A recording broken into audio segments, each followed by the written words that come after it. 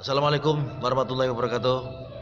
Jumpa lagi di channel Kamari Gustam Kamanyus.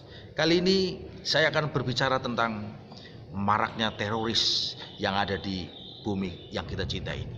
Bumi Nusantara, bumi Pancasila, NKRI harga mati. Tapi yang terjadi kemarin ada seorang perempuan yang datang ke Mabes Polri sambil membawa ternyata menyerupai senpi. Kemudian setelah diselidiki hanya informasinya adalah senjata soft gun atau air soft gun ya apa namanya soft gun. Sebenarnya apa sih yang melatar belakangi sosok perempuan ini kok berani nekat mendatangi bahkan meneror dengan aksi membawa senapan itu? Saya pernah yang terjadi di diri saya.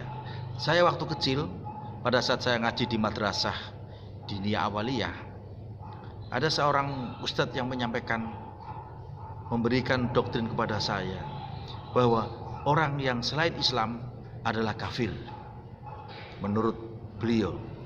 Nah, ketika orang kafir berarti harta dan nyawanya adalah halal untuk dibunuh, bahkan hartanya pun boleh dirampas atau dijarah. Ini kata mereka ya. Karena saya kecil, seusia SD, ya saya hanya mengamini, dan terus doktrin itu menguat terus sampai saya tumbuh besar SMP, bahkan setingkat sekolah pendidikan menengah. Saya begitu benci terhadap orang yang di luar agama Islam karena doktrin yang sudah tertanam di otak saya.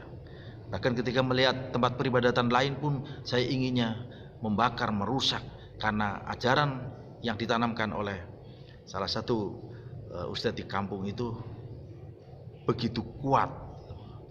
Nah, setelah tahun 1998 pada peristiwa reformasi ada terjadi pergolakan.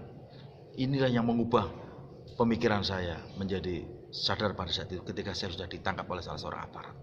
Saya pada saat itu konon menggerakkan massa bahkan sampai 5.000-an massa yang benci terhadap ketidakadilan.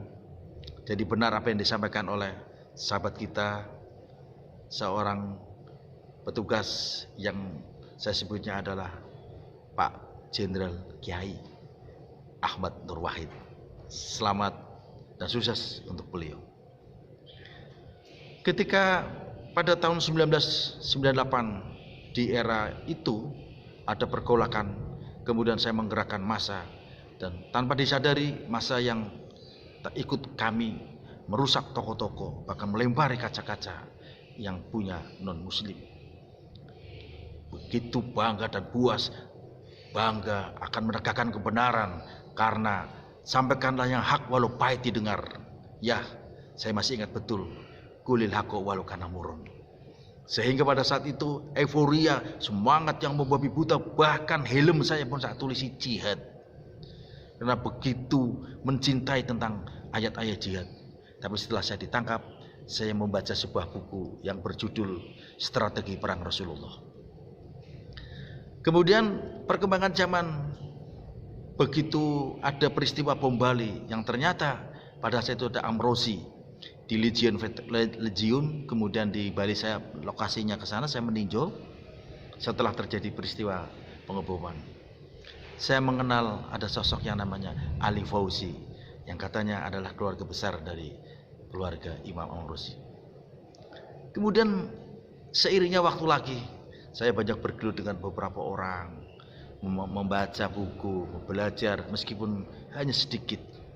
Nah, salah satu ayat jihad yang mungkin meracuni otak mereka para bomber, para orang-orang yang memahami Islam sepotong-sepotong sehingga muncul kebencian dan fanatisme terhadap keislaman itu. Padahal Islam tidak mengajarkan untuk merusak diri, merusak fasilitas umum, membunuh orang lain, kecuali, nah ini saya bacakan terjemahan dari surat Al-Baqarah ayat 191. Dan bunuhlah mereka di mana kamu temui mereka, dan usirlah mereka dari mana mereka telah mengusir kamu. Dan fitnah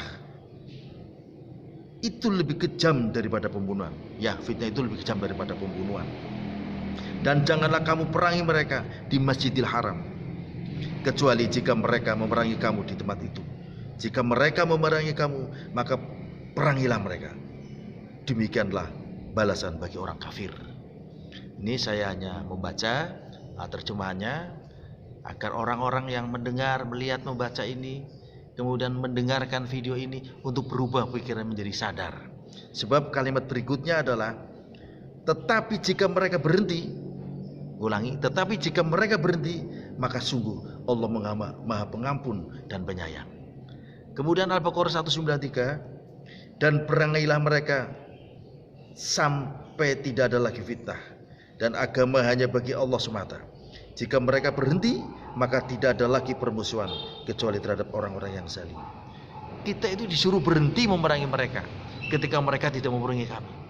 Ya, inilah perbedaan membaca ayat, jangan sepotong sehingga sampai tuntas.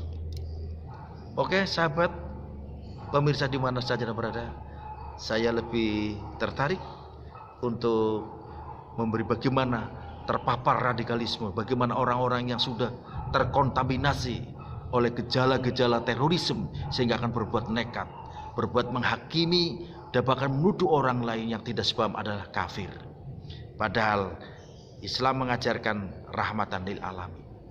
Sehingga sahabat, sekali lagi mari kita terus menerus mengkampanyekan gerakan anti terorisme, mengkampanyekan gerakan orang-orang yang terkesan eksklusif, ya, seolah-olah mereka benar sendiri, padahal kebenaran versi lain adalah kebenaran yang benar di mata umum, di mata agama, di mata negara.